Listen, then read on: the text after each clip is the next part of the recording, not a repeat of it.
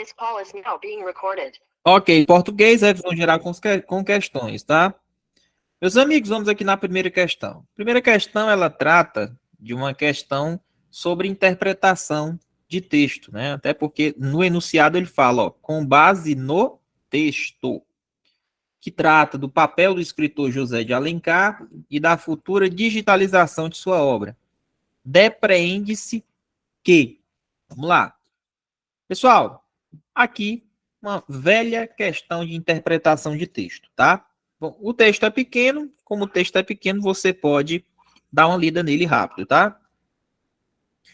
Ele era o inimigo do rei, nas palavras de seu biógrafo Lira Neto, ou ainda um romancista que colecionava desafetos, azucrinava Dom Pedro II e acabou inventando.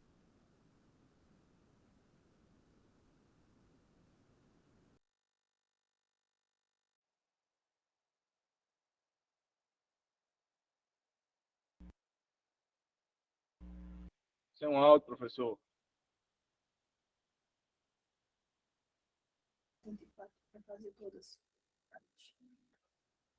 Só até a 30. Voltando aqui, então. Voltou aí o áudio? Voltou. Pronto. Continuando aqui. Com base no texto, a gente vai ler aqui. Então, ele diz que José de Alencar é o escritor, né, grande autor, que escreveu o livro Guarani e Iracema, e é tido como o pai do romance no Brasil. Aqui nós temos uma antonomásia, né, uma figura de linguagem aqui, não temos? Ali dentro da perífrase. Beleza? Então, aqui nós temos uma antonomásia, que é uma figura de linguagem. Pai do romance no Brasil, José de Alencar. Pai dos pobres, Getúlio Vargas. Tá? O rei do futebol, Pelé. Então, é figura de linguagem chamada antonomásia. Vamos lá.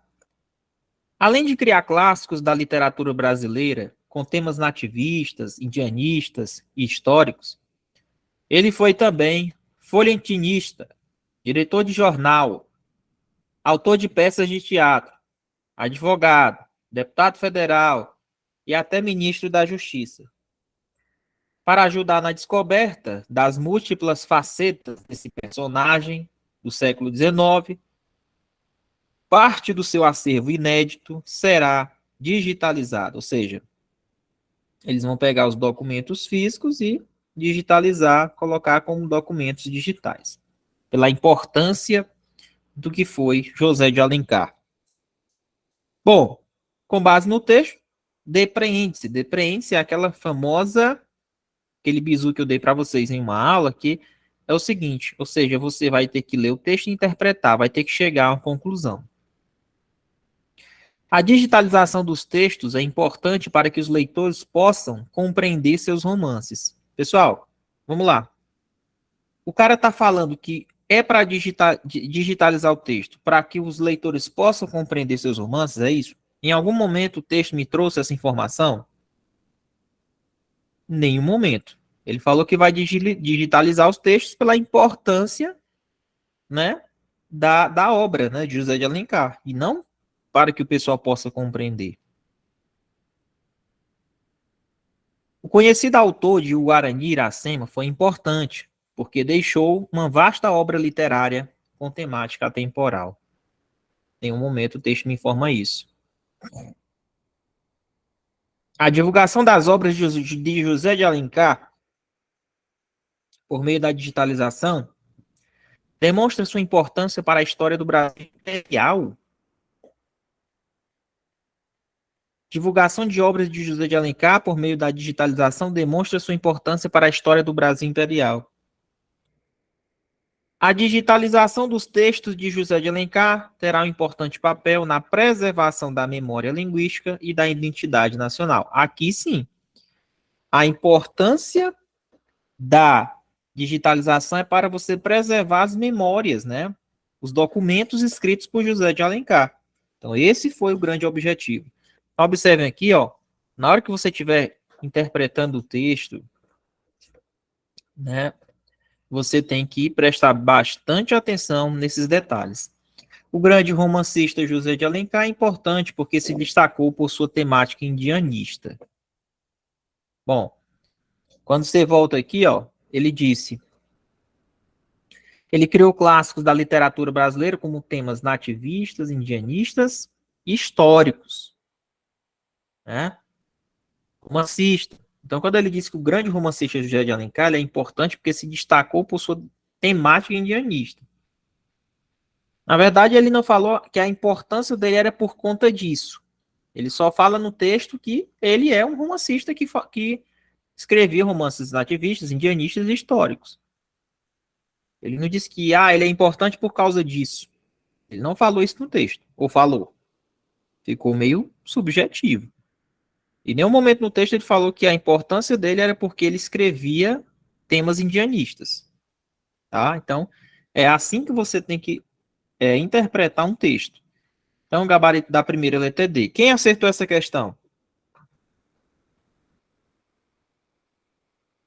Pronto, perfeito. Ótimo. Vamos aqui, letra D, ó. A importância de José de Alencar não se limita somente ao Brasil imperial. Ele é um escritor multifacetado, né? Ele atuou como jornalista, crítico, advogado, dramaturgo e político também, sendo uma das figuras mais importantes da literatura romântica nacional. Por esse motivo, digitalizar suas obras, sem dúvida, fortalecerá a preservação da memória linguística. Então, vai preservar a memória linguística conforme o nosso texto. Vamos aqui na segunda questão. Vamos lá. Veja a imagem e analise. Observe a tirinha. Garfield, de Jim Davis. Vamos lá. Como está a costela? Me dói um pouco. Eu quis dizer a da vaca. E eu lacei. Você acha que eu tiro radiografia das costelas que eu cozinho? Pois deveria. A vaca é um ser humano como outro qualquer. Aí o Garfield. Eu me recuso a participar desta conversa. Pessoal, então, observe que eu tenho a palavra costela. A palavra costela, no texto, ela trouxe duas situações diferentes, dois empregos diferentes. Então, aqui no sentido costela, ele achou a costela do ser humano ali e falou também da costela, da questão da vaca, né, de comer ali. Então, observem que tivemos sentidos diferentes. Quando nós temos uma palavra que dentro do contexto ela possui vários sentidos diferentes, o nome disso é polissemia. É o efeito polissêmico, tá? Então, se cair na sua prova, polissemia é quando você tem uma palavra e ela tem vários sentidos. Então, a palavra que está com vários sentidos, dois sentidos diferentes, é a palavra costela, como vocês podem observar no texto. Tá bom? Então, a alternativa letra C. Polissemia, coloquei a definição para vocês. É um fenômeno linguístico em que uma mesma palavra ou expressão apresenta dois ou mais sentidos. Por exemplo, quando eu falo a palavra vela, vela pode ser utilizado nos seguintes contextos. Acendi a vela quando a luz acabou. Içamos a vela e o navio partiu. Ó, dois sentidos diferentes. Acendi a vela, içamos a vela e o navio partiu. Vela em dois sentidos diferentes. Vela aqui, a questão da vela quando a luz apaga, e a vela daquela em relação aos navios. Então, isso se chama polissemia. Tá bom? Professor, já estudei com o senhor. Olha isso daqui. Indagara. No português, indagara. Essa terminação área. Qual o tempo e modo verbal desse verbo? Vamos ver se vocês estão afiados. Indagara ou tinha ou havia indagado. Lembram? Pretérito mais que perfeito. Muito bem. Do modo indicativo. Muito bem, Holanda. É isso. Eu sempre falo naquelas resoluções de questões sobre essa questão aqui, ó. Você pode colocar na sua forma composta, tinha ou havia indagado. Mas, enfim, vamos prosseguir. Terceira questão. Estabelece uma relação de hiperonímia e hiponímia. O que é isso, professor? Nessa ordem. Quando eu tenho a palavra cores. Me diga aí exemplo de cores, pessoal. Eu tenho um substantivo cores. Me diga aí, azul, eu tenho amarelo, né? Preto, vermelho. Isso são cores.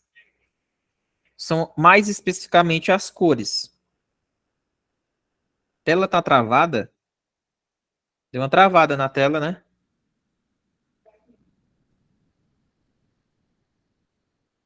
Opa, pronto, voltou. Voltou. Vamos lá. Como eu estava falando, o substantivo cor, ele é genérico. Quando ele é genérico, ó, nós temos uma hiperonímia.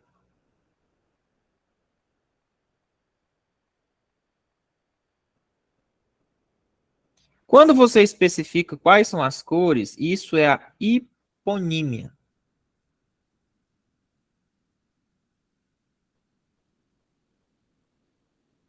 Hiponímia. Ah, professor, agora entendi o que é hiperonímia e o que é hiponímia. Pronto, o Antônio Moraes até colocou aí um exemplo, né? Mas voltando aqui. Quando ele colocou aqui nas alternativas um conjunto de palavras. Onde é que a gente consegue encontrar aqui uma hiperonímia e uma hiponímia? Ou seja, uma coisa mais genérica e uma coisa mais especificada. Ó, a aeronave. A aeronave nós temos vários tipos. Nós temos, por exemplo, um helicóptero, né? Um teco-teco, um bimotor, um jatinho. Então, a aeronave é a hiperonímia. E o jatinho é uma espécie, né? É uma hiponímia. Entendeu? Letra E.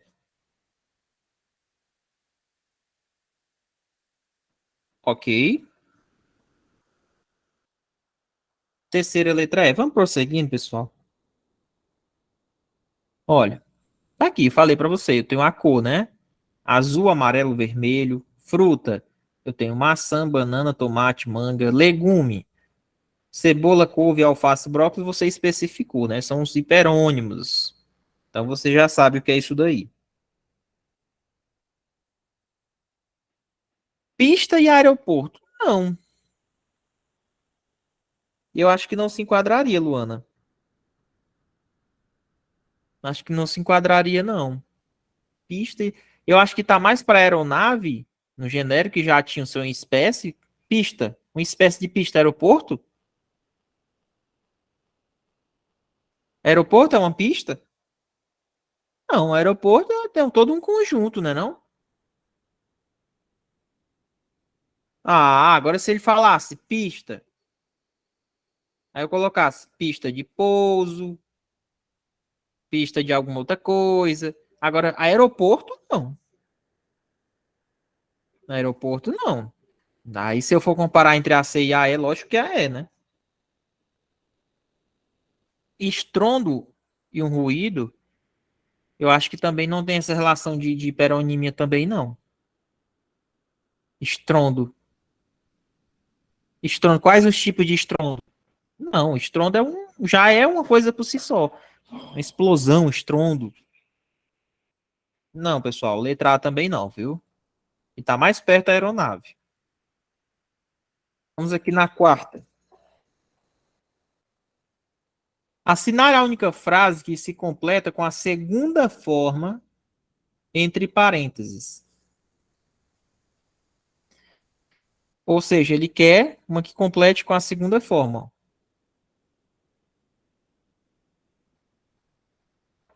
Olá, eminente, fragrante, cavaleiro.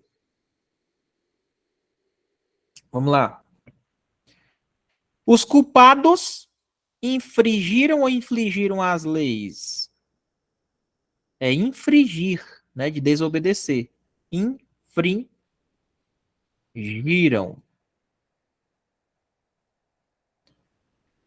Infligir é de impor.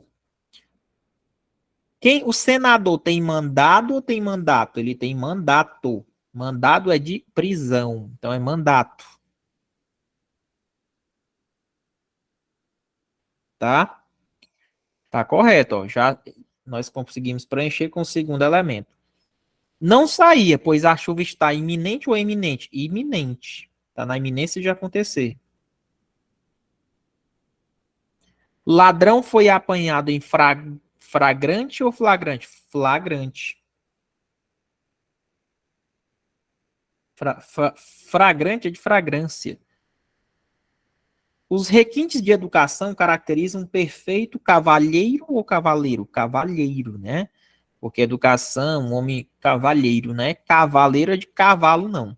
Então, aqui cavalheiro, né? Cavaleiro já é o cara que monta no cavalo ali. Enfim, quarta letra B. Ei, professor, é iminente ou é eminente? Iminente. A chuva está na iminência de acontecer. Eminente é como se fosse um adjetivo que qualificasse. Olha, o eminente professor. Né? Não é eminente, não. Se você está querendo falar uma coisa que está na iminência de acontecer, é iminente com I. Tudo bem?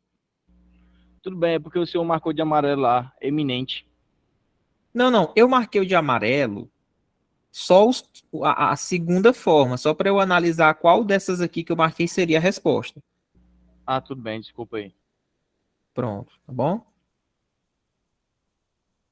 Beleza? Resolvam os socratives de questões inéditas. Vamos aqui prosseguindo na quinta questão. Pai, sou doido para tomar um café aqui. Mais uma questão colocou o texto para a gente responder a questão. Professor, por favor, você poderia voltar aí só um instante? Print é. Era. Lembrando, pessoal, que essa degravação aqui, ó, ela fica salva. Caso você não consiga anotar, esse material que eu estou escrevendo, ele vai para sua plataforma, ele fica abaixo do vídeo. Aí, caso você não consiga anotar, tá bom?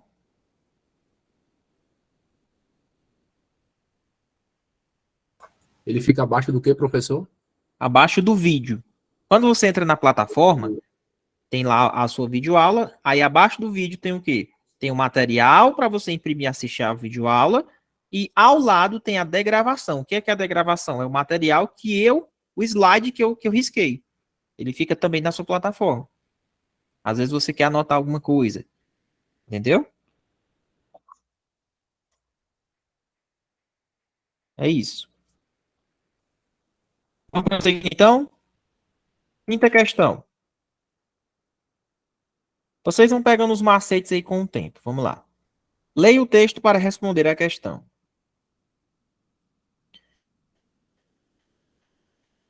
Leolinda Daltro, a educadora, é considerada uma das primeiras sufragistas e precursora do feminismo do Brasil. Fundou o Partido Republicano Feminino, 3 jornais para as mulheres e foi uma das criadoras da linha do tiro feminino Orsina da Fonseca, onde elas treinavam com armas de fogo. No fim do século XIX, viajou pelo Brasil divulgando ideias como a educação laica e os direitos indígenas. Sabendo-se que Leolinda Daltro foi precursora do feminismo no Brasil, ao se afirmar que ela foi uma das primeiras sufragistas, entende-se que a educadora defendia o quê? Pessoal, quando você é sufragista, é o quê? Você defende a busca pelo voto. Tá? Sufrágio universal. Você lembra lá da Constituição Federal, né, na parte dos direitos políticos, a questão do direito de votar. Então, a causa que Leolinda Daltro lutava era em relação ao direito de voto das mulheres. É isso, por isso que eu chamo ela de sufragista, né? São uma das primeiras sufragistas em busca do direito do voto das mulheres, que antigamente era restringido. Então, a partir do texto, nós conseguimos identificar. Porém, aqui você teria que, para responder essa questão, teria que ter um conhecimento um pouquinho de mundo também, tá? Porque ele não deixou claro ali no texto algo sobre voto. Mas ele colocou sufragistas. Então, você deveria ter um pouco de conhecimento da Constituição Federal, principalmente no direito constitucional, quando você estuda. Então, observem que as questões hoje, se você observar o edital, eles não buscam somente um conteúdo, é um conjunto de informações. Então, esse conjunto de informações constitucional, português, eles vão se complementando. A IDECAN, ela gosta muito de colocar lá no edital, dizendo assim, ó, os itens das questões podem abranger mais de uma matéria, inclusive de disciplinas diferentes. Eu já vi isso. Então, a IDECAN, ela é uma banca muito polivalente, tá? Vamos lá, pessoal. Letra E. Como eu coloquei, o movimento sufragista, no início do século XIX, é uma luta de reivindicação pela participação ativa das mulheres na política. Tá bom? Então, é o direito ao voto.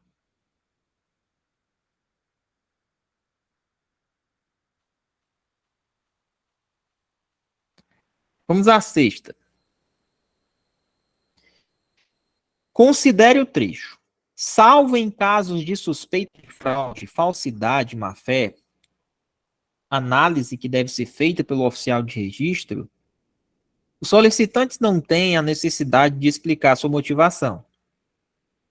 A palavra destacada poderia ser substituída, sem prejuízo para o sentido do texto.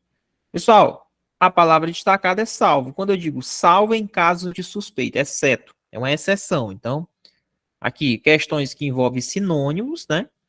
Onde ele vai pedir para você ter o conhecimento de palavras do mesmo significado, envolvendo a sinonímia. Então, sexta letra B. Vamos prosseguindo aqui na sétima questão.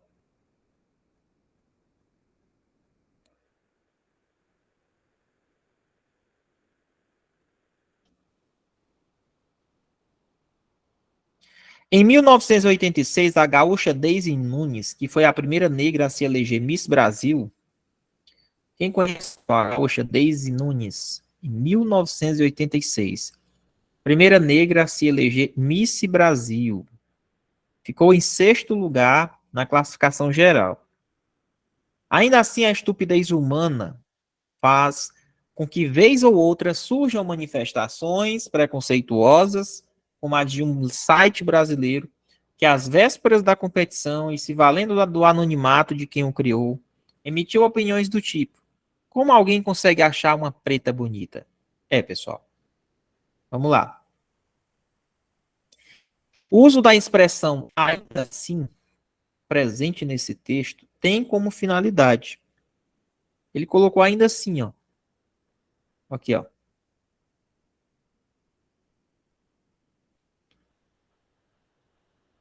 Ele disse que a gaúcha foi a primeira negra a se eleger. Ainda assim, mesmo assim, a estupidez humana faz com que surjam manifestações preconceituosas, ou seja, ideia de um contraste. Embora existam manifestações, né? Mesmo que haja manifestações preconceituosas, aí a gaúcha conseguiu se eleger Miss. Então, nesse caso, certo? Nós temos o quê? Nós temos aqui uma contrassenso de informação. Luan, tem a fonte, é porque eu não coloquei por causa do tamanho aqui, mas ela tem a fonte sim. Depois é só você digitar esse texto aqui no Google que você acha. Tá bom? Sem problemas nenhum. Você acha tranquilamente esse texto aqui. Foi copiado e colado. Tá bom? Então tá aqui, ó. Aqui a gente está trabalhando a questão da conjunção.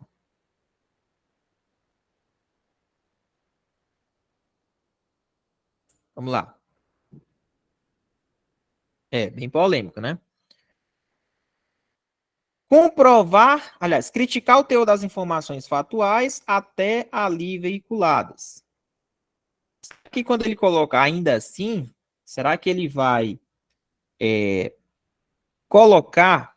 Pessoal, eu vou colocar a fonte aqui, rapidinho aqui, peraí. Isso aqui foi uma questão, vou colocar aqui. Vou colocar aqui.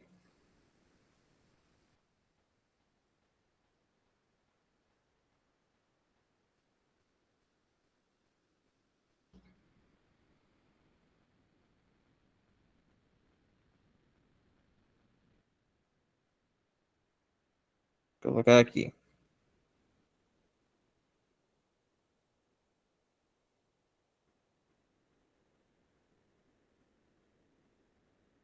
Rapidinho.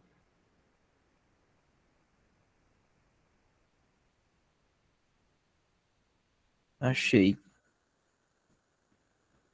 Tu, tu, tu.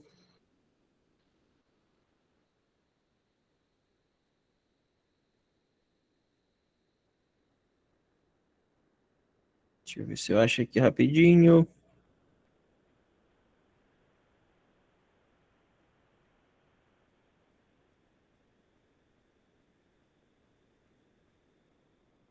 Rapidinho aqui, só tô procurando aqui a questão. Mas tem aqui.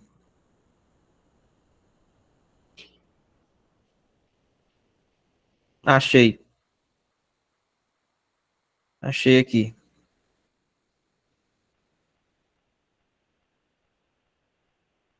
Ó. Costa, vírgula, D ponto. Disponível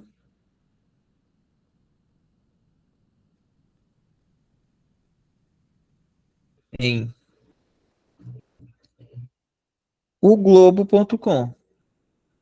O globo.globo.com. Certo? 10 de setembro de 2011.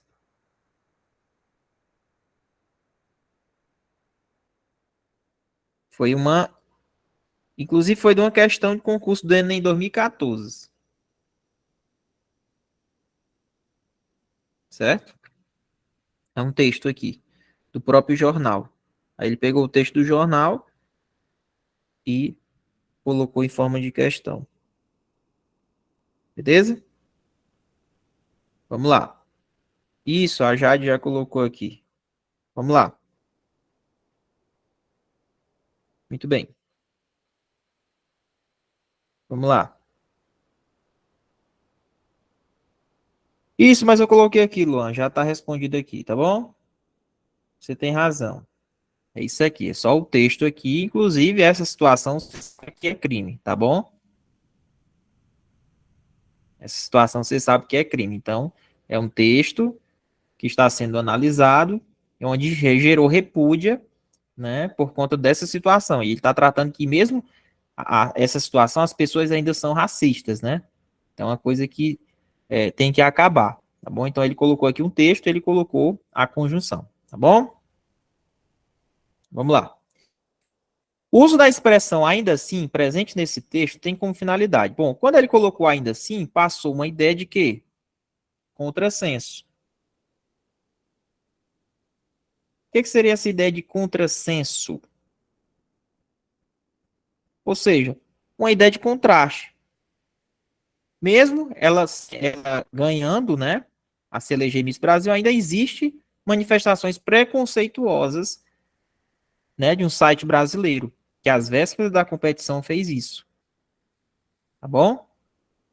Então, nesse caso, aqui, essa expressão ainda assim, ela enfatiza o contrassenso entre o que é dito antes e o que vem em seguida, ou seja, o que estava no primeiro período e o que está no segundo período, ou seja, ele conseguiu simplesmente pegar, enfatizar esse contrassenso, esse contraste. Tá bom? Então tá aqui letra E de escola. Quem acertou essa questão?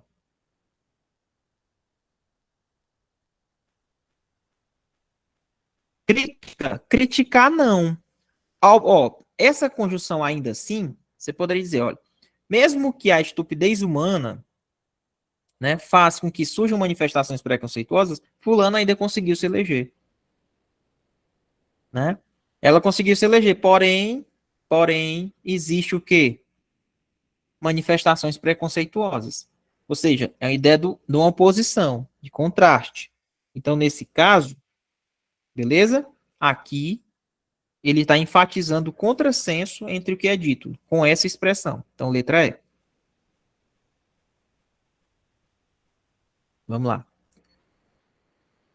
O texto começa citando uma série de vencedoras negras do concurso Miss Universo. De seguida, fala no racismo ainda existente, ou seja, ideias opostas. Então, características de conjunções adversativas, concessivas também. Tá bom? Vamos prosseguindo na questão de número 8. No período, da própria garganta saiu um grito de admiração, que Cirino acompanhou, embora com menos entusiasmo. Essa conjunção embora, ela passa a ideia de quê, pessoal? Embora, mesmo que, ainda que, conjunção concessiva, letra B de bola. Certo? Conjunção concessiva. Então, nós temos uma conjunção concessiva aqui. Tá bom?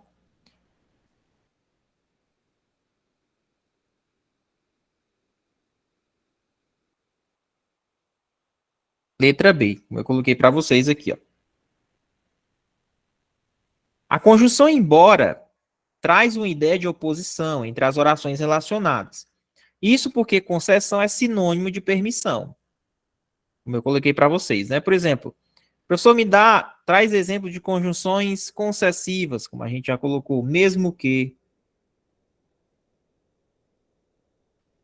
embora,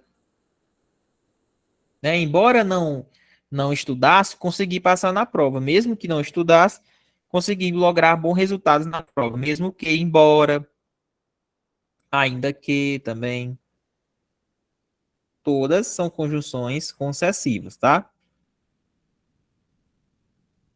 Então tá aqui.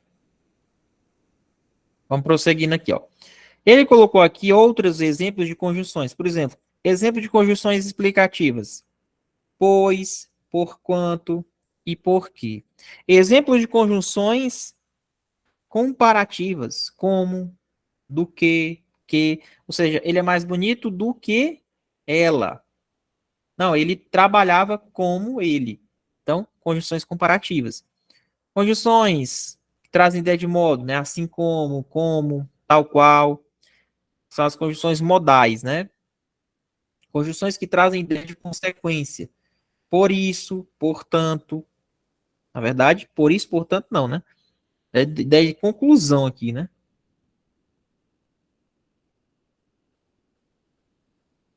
Consequência é se eu fizesse o seguinte, ó. Comi tanto que adoeci. Ou seja, tanto que, tão, tanto e tamanho. São conjunções que passam a ideia de consequência. Que teve só um errinho aqui, tá? Mas é isso. Então, o gabarito aqui, embora ele é uma conjunção concessiva. Vamos prosseguir aqui na questão de número 9. Vamos lá. No fragmento, a vida ganhou em qualidade, prorrogando a juventude. Sem com isso perder os benefícios da longevidade bem-vinda. A oração destacada expressa uma ideia de... Vamos lá. Quando ele diz, a vida ganhou em qualidade, prorrogando a juventude. Sem, com isso, perder os benefícios da longevidade bem-vinda. Ou seja, ele disse o que aqui, pessoal? Qual a ideia que nós está nos passando aqui? a vida ganhou em qualidade, prorrogando a juventude, né? Mesmo que, com isso, sem perder os benefícios da longevidade. Ou seja, mesmo sem perder os benefícios da longevidade, bem-vinda, a vida ganhou em qualidade, prorrogando a juventude. Então, ela ganhou em qualidade, né? Só que ela também, achando que ia perder os benefícios, na verdade, só que ela não perdeu os benefícios. Ou seja, ideias opostas. Então, aqui, ideia de concessão também. Sem que a vida ganhou em qualidade, prorrogando a juventude, sem perder os benefícios da longevidade bem-vinda. Ou seja, a ideia é que ele perderia, mas ele ganhou. Ou seja, foi uma coisa oposta, né, de oposição, contraste. Então, aqui, concessão também. Pensa a ideia da concessão, é o seguinte, ó. Eu vou te conceder, mesmo tu fazendo algo errado. Eu vou te conceder. É uma oposição. Bom, pelo fato dele ter feito algo errado, eu não concederia, mas eu acabei concedendo. Entendeu? Então, se você pensar nessa ideia da concessão, você vai acertar a sua questão.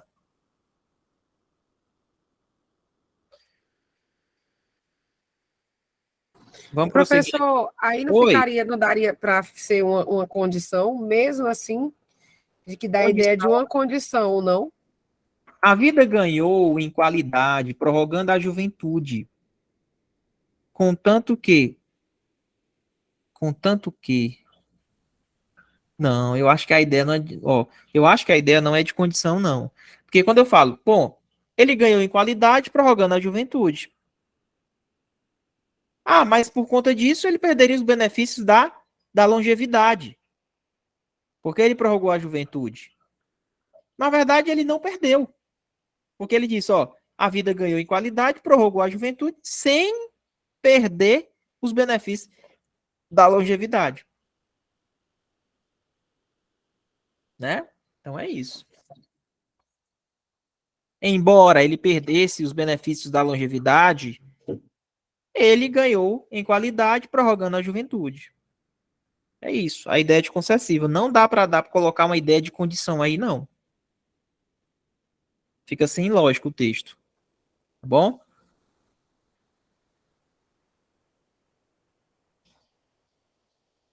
Condição é o seguinte, se eu falar, olha, se, ou então caso, né? Se você fizer isso, você ganha isso. Caso você faça isso, vai acontecer isso. Ou seja, tem uma recompensa, tem uma consequência, mais ou menos, se caso ele faça alguma coisa. Então, a ideia não é essa. Tá bom? Vamos prosseguindo aqui na 10. Ouviam-se amplos bocejos, fortes como o marulhar das ondas. E aí, pessoal? E aí, o que vocês marcariam?